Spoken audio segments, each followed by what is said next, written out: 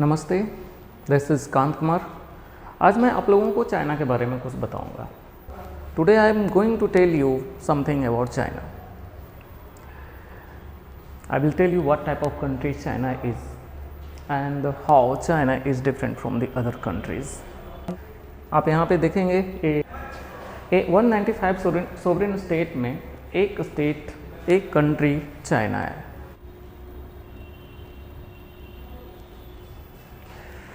China एक ancient civilisation रहा है। पूरे दुनिया में एंशिएंट टाइम में 4 इम्पोर्टेंट सिविलाइजेशन हुआ करते थे, उनमें से एक चाइना है। तो चाइना का जो एरिया देख रहे हैं, तो चाइना का जो एंशिएंट सिविलाइजेशन जो है इस जगह पे डेवलप हुआ था, इस जगह पे डेवलप हुआ था। जो 4 एंशिएंट सिविलाइजेशन है वो है Mesopotamia civilisation, Egypt civilisation, Indian civilisation मतलब इंडस वैली सिविलाइजेशन और China civilisation. So these are the 4 ancient civilization, and among these 4 ancient civilization, China is one of the oldest civilization. I have taken this map from the Google map. So here we can clearly see where China is. This is the map of China. So and the ancient civilization which was developed in China, that ancient civilization had developed at this place. So we can say China is a very big country. Currently China is the world's second largest economy. United States of America is the number 1 world economy, and China is the second largest economy. China now have sophisticated technologies and sophisticated weapons. So we can also say now China have become a kind of power in this world. So just I told you, China have become the second largest economy. China is one of the biggest country of this globe. So how China is impacting in the world affairs of this world? What makes China different from other countries?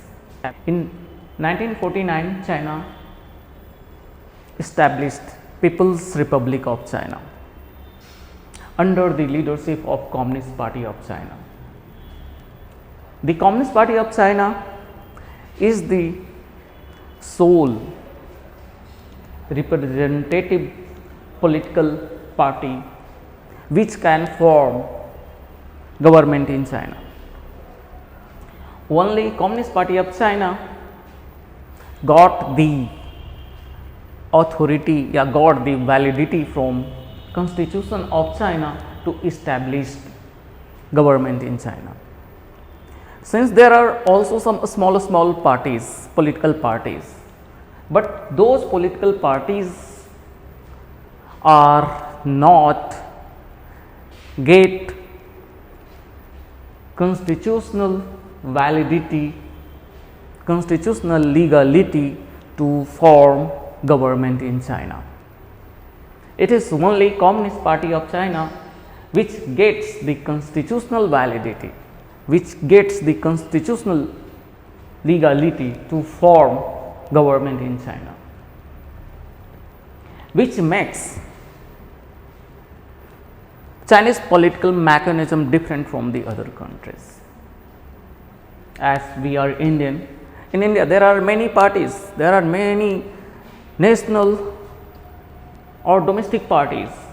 Some parties form government at domestic level, and some of the parties, that those are national parties, they form government at central stage. But in China it is only one party which is authorized to form government in China, and that political party is Communist Party of China. So China don't have democracy like India, America, England and other countries. China is a socialist country.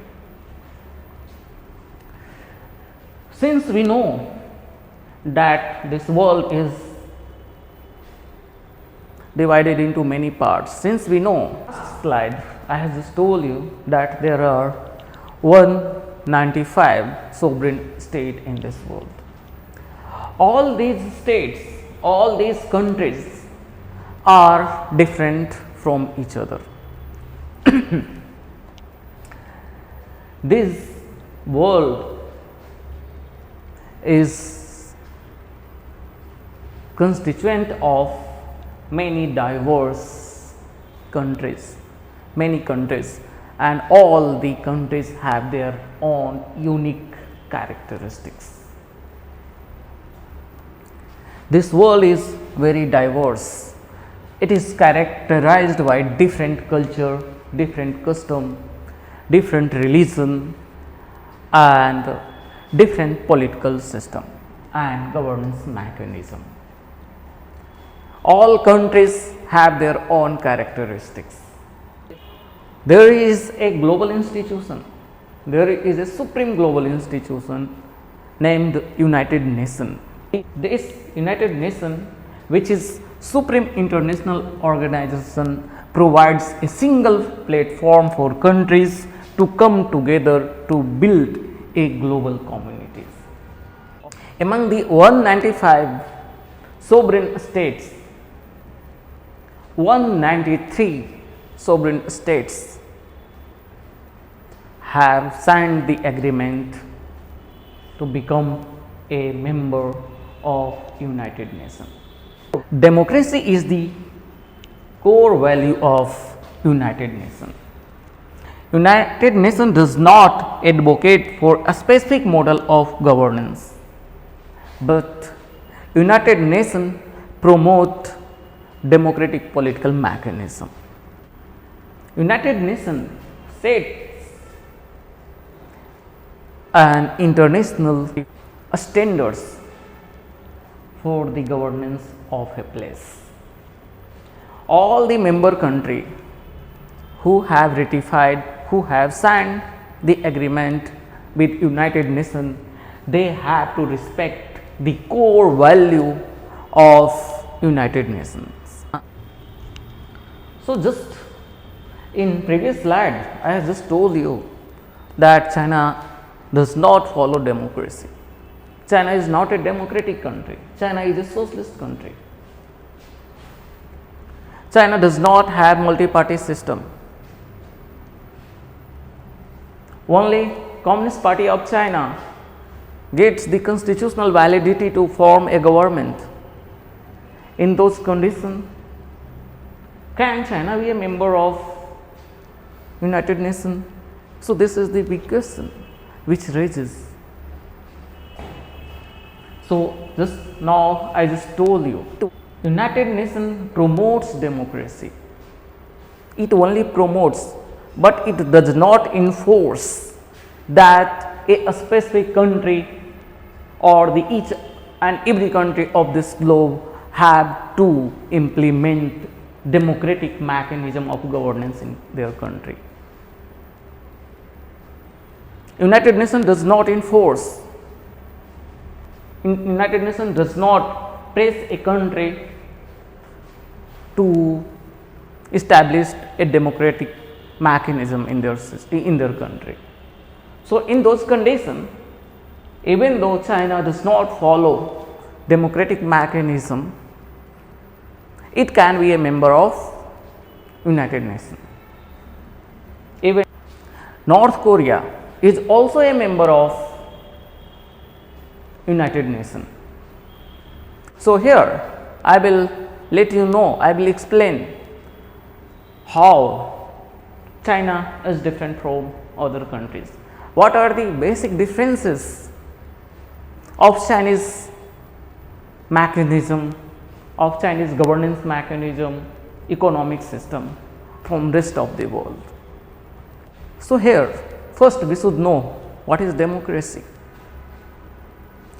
So, democracy is broadly understood as a government of people or a rule by the people, because in forming of government, the common people participate through general election.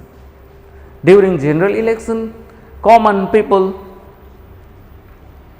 votes, common people select their leaders, and those leaders who got selected, they form the government for a specific period of time, and after that time again people chooses their representative for the government, for the governance purpose. So, electoral democracy is the specific characteristics of democracy. In electoral democracy, people, the citizen, choose their representative through ballot, by casting vote, and that representative forms the government. This is the characteristics of democracy. But in China, at national level, common people does not take part in the formation of government. Only at local level, at village level, there are some sort of democratic mechanism. In China, there is village committee mechanism. The people of the village, they select their representative for the village committee, and the member who got selected in village committee, they helps the government in the ruling of the place. But at national level, people does not have the right to select their leaders, like in India or like in USA, UK or other democratic country. So, this is the basic difference between China and democratic countries' political mechanism. China does not practice democracy. At national level, every people does not participate in selection of their leaders. China is one of the world's oldest continuing civilization. Xia dynasty is the first monarchical dynasty which was established in China. And in China, the monarchical system ruled over China for around 4,000 years. In 1911 revolution, monarchical system was overthrown and a republican mechanism was established in China. In 1949, after Civil War, Communist Party of China established People's Republic of China.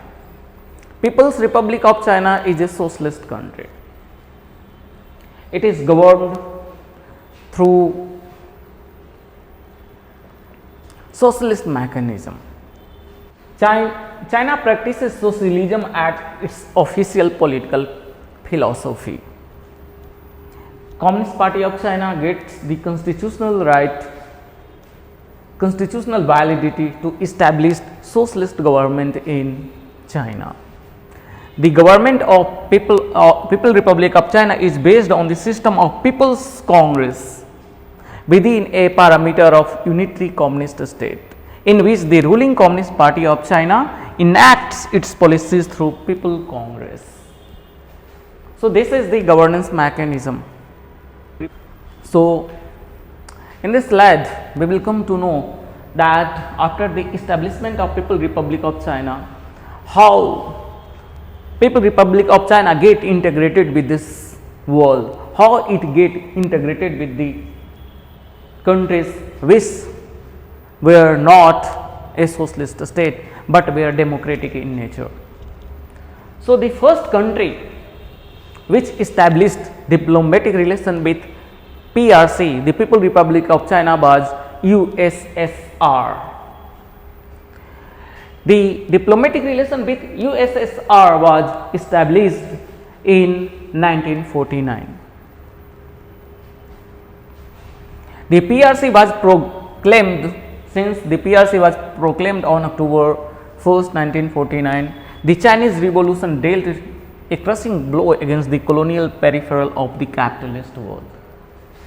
The Soviet Union was the first state to announce recognition of the new People's China, or establishment of diplomatic relation between the USSR and PRC. The Treaty of Friendship, Alliance and the mutual assistance between the USSR and PRC signed on 14 February 1950. In the early period of PRC followed socialist governance mechanism. Most of PRC governance mechanism or philosophy was based on USSR policies. In previous slide, we came to know that when PRC was established, the first country who established diplomatic relation with China was USSR. Obvious for USSR or PRC to establish their diplomatic relation with each other, because both of the countries were following the socialist mechanism of governance, the socialist political mechanism. So, what about the relation of PRC with other democratic countries, the USA, England, UK, Germany, France, India? Did these countries not had any relation with China just because China was following socialism? So, here one by one I am going to explain that. So, when PRC was established, what type of relation it had maintained with USA, or USA how responded with PRC? What type of relation China had maintained with USA, and what type of relation USA had maintained with China? So, since we know that the political mechanism, the political philosophy of these two countries are different. These two countries governance is based on ideologically different political mechanism, which hamper the establishment of diplomatic relation with each other in the early period. The relation with USA and PRC can be understood like this. In 1950, Korean War started, and this war lasted for 3 years. The USA and PRC were a kind of opponent in this war. They were pitting against each other. So, obviously, this situation led to, and the other reason, and one more thing, during Vietnam War, China and USA had pitted against each other. So, we can say in the early period, these two countries were a kind of opponent to each other. So, in the early 20s year, for around 2 decades, China and USA not had diplomatic relation. What type of relation India had maintained with PRC, or PRC had maintained with India in the early period? Since India is a neighboring country of PRC, so obviously it makes these two neighboring countries to establish diplomatic relation. So, India is the first non-socialist country who in Asia who had established diplomatic relation with PRC. In the early period of PRC, India were maintaining a very harmonious or very friendly relation. From 1951 onwards, several India-China friendship associations were established in each other country. India-China Friendship Association was established in New Delhi, Kolkata, Mumbai. In China also, India-China Friendship Association was established in Beijing and other big cities. And this makes us to think that in the early period, the relation between India and China were quite good. There was optimism in the establishment of diplomatic relation between India and China in the early period of PRC formulations. The first Prime Minister of India, Jawaharlal Nehru, signed the 5 principles of peaceful existence with China. Panchsheel Samjhauta was signed in 1954. The 5 principles of peaceful coexistence is an agreement signed between India and China, and those principles on which the diplomatic relation between these two countries had to be strengthened. Those principles are, the first is mutual respect for each other's territorial integrity and sovereignty. It means both countries will respect and not indulge in aggression, or they will respect the integrity of the country. The second one is non-aggression. It means no one will attack the other country. It means India will not attack China, China will not attack on India. Mutual non-interference in each other's internal affairs. It means if something happen in one country, then the other country have not to intervene. If something internal thing, like in India, if something happens, there is some political crisis, then China will not intervene, or if something happens in China, then that time India will also not intervene. Equality and cooperation for mutual benefit. Equality and cooperation for mutual benefit. It means both countries will help each other for the development of each other. Peaceful coexistence. It means both will live peacefully, they will not bother each other. So these were the 5 principles signed in 1954 between India and China. During 1950s, there was a phrase coined to denote the relation between India and China was Hindi Chini Bhai Bhai. Indians and Chinese are brothers. This type of phrase denotes that in 1950s, India and China relation was very strong, since India and China are neighboring states. So there is also border.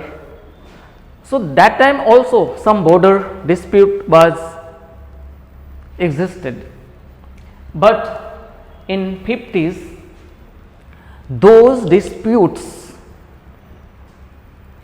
were dormant. It means peoples were not, both countries were not fanning the border dispute. They were trying to establish a good friendly relation in neighboring state with each other. But after 1959, the relation between India and China started get deteriorating. on 20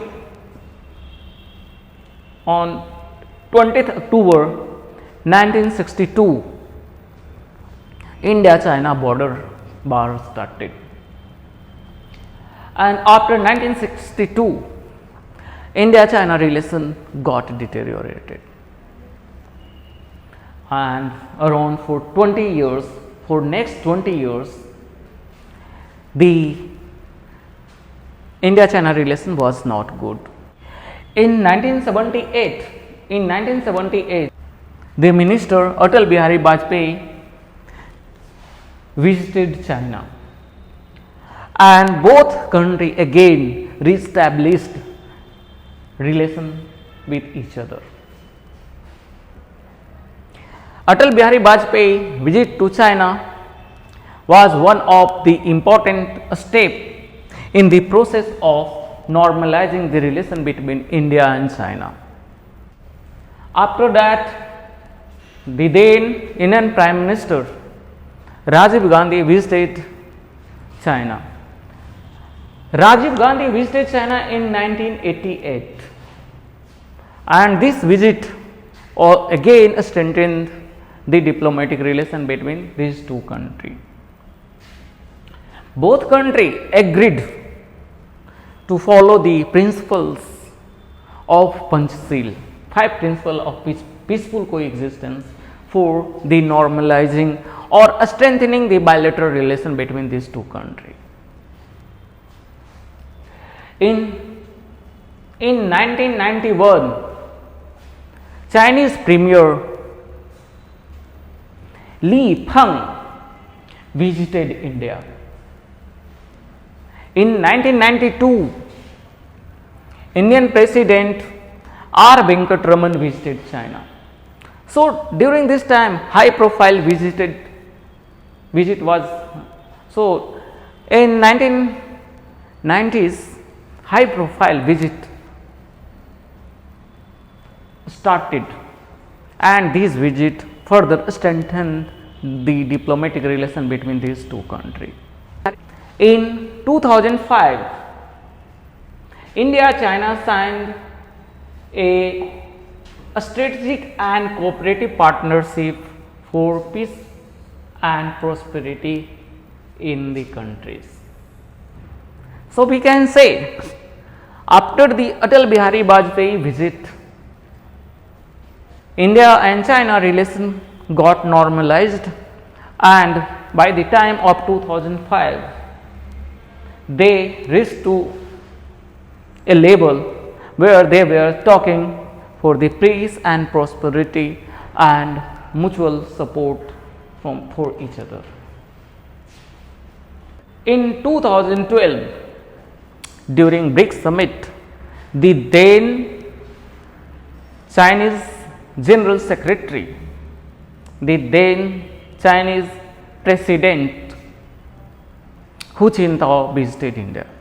In this visit, discussion were held with Dr. Manmohan Singh, the then Indian Prime Minister, and Hu Jintao for further cooperation, co-development, and strengthening the China-India friendship and seek common development. So, this visit again further strengthened the bilateral relation between these two countries. Several measures were taken for confidence building. Since India-China is a neighboring state, both countries have some disputed area, even though the relations, bilateral relations were maintained between these two countries. In 2014, a minor skirmish occurred in Chumar, and again in 2017 Doklam happened. This too was a kind of bigger skirmishes. In these two incidents, Indian troops and Chinese troops had faced each other, but there was not any major escalation. After high level consultation, the situation was controlled. Again, in 2020, a face off between Indian Army and PLA happened in Galwan. This was the major escalation between these two countries. In Galwan incidents, troops from India and troops from China were killed. First time in 45 years, a troops was killed at border with India and China. So this is the major escalation of these two countries. After Galwan incident, India-China relation got deteriorated. Still there is no direct flight between these two countries, but several confidence building measures is being taken. High level meeting is happening between these two countries to further normalize the bilateral relation between these two countries.